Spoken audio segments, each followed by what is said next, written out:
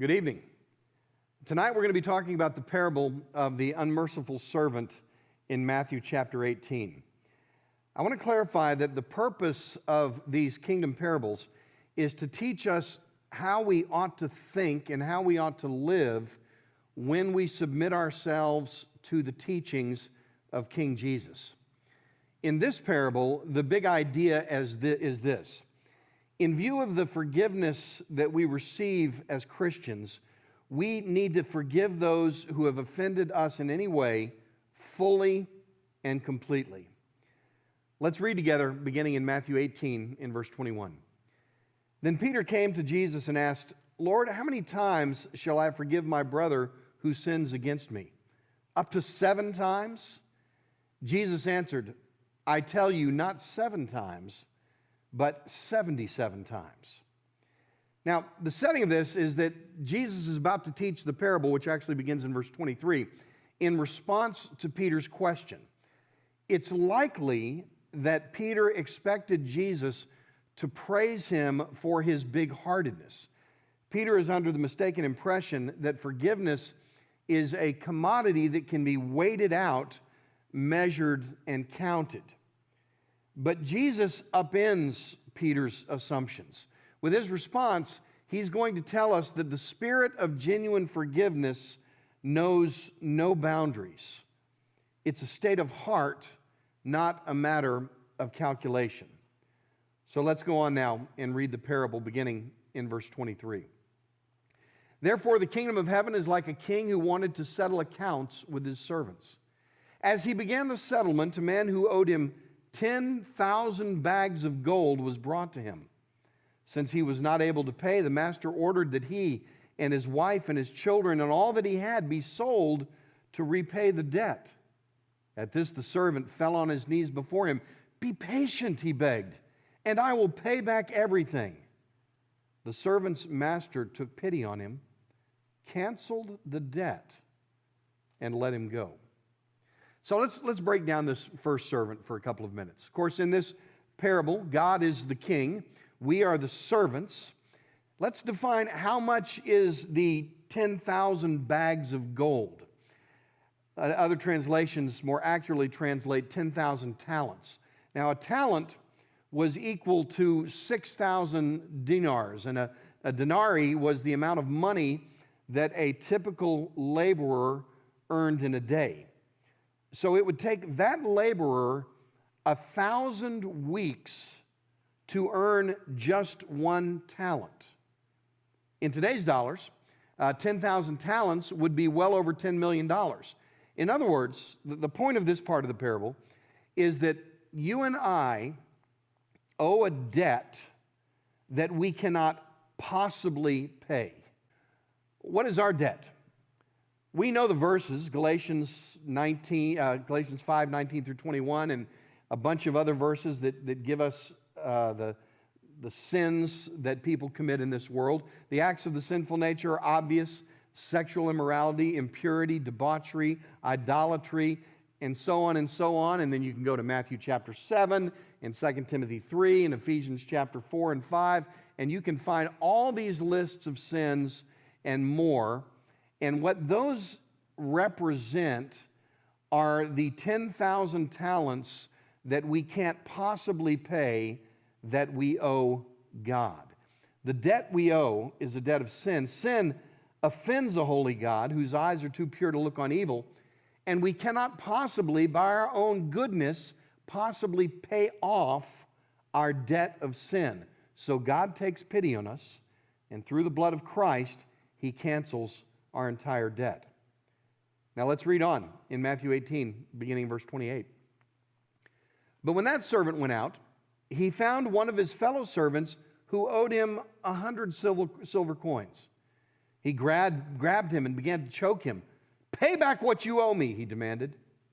His fellow servant fell to his knees and begged him, "Be patient with me, and I will pay it back." But he refused. Instead, he went off and had the man thrown into prison until he could pay the debt. When the other servants saw what had happened, they were outraged and went and told their master everything that had happened. The master called the servant in. "You wicked servant," he said. I canceled all that debt of yours because you begged me to. Shouldn't you have had mercy on your fellow servant just as I had on you?" In anger, his master handed him over to the jailers to be tortured until he should pay back all he owed. This is how my heavenly Father will treat each of you unless you forgive your brother or sister from your heart. Now let's talk for a minute about the second servant. How much exactly is 100 denarii? Well, it's not an insignificant amount. It's equal to about 3.5 months of a laborer's wages, but it's something that definitely could be paid back. It's a debt we can deal with. His fellow servant responded as he had, but he did not respond as the master did. He grabbed him, he choked him, he demanded repayment. There was no pity, there was no compassion, there was no forgiveness. And so how did the master respond to the unforgiving servant? What example did he cite? I mean, what he said is, he said, you should have responded to your fellow servant the way I responded to you. You should have taken pity, canceled the debt, and allowed him to go. Now, what's the main lesson that we learn from this parable? I don't think it's a complicated lesson. It's this: in view of what God has done and is willing to do for us, what he does day by day as the blood of Jesus continually forgives us of our sins, the wrongs we suffer at the hands of our fellow human beings, whether they be brothers and sisters in Christ or those outside the church, all of those wrongs are inconsequential. When we experience the forgiveness of God, our attitude toward others should be forever changed. Now, let's say that somebody says something to you which is really insensitive.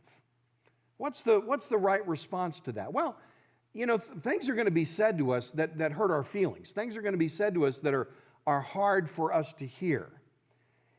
The right response is to go to that brother or sister, to sit down with them, to share, when you said this is how I responded in my heart. It was really difficult for me. I felt like you were insensitive. Whatever the appropriate conversation is.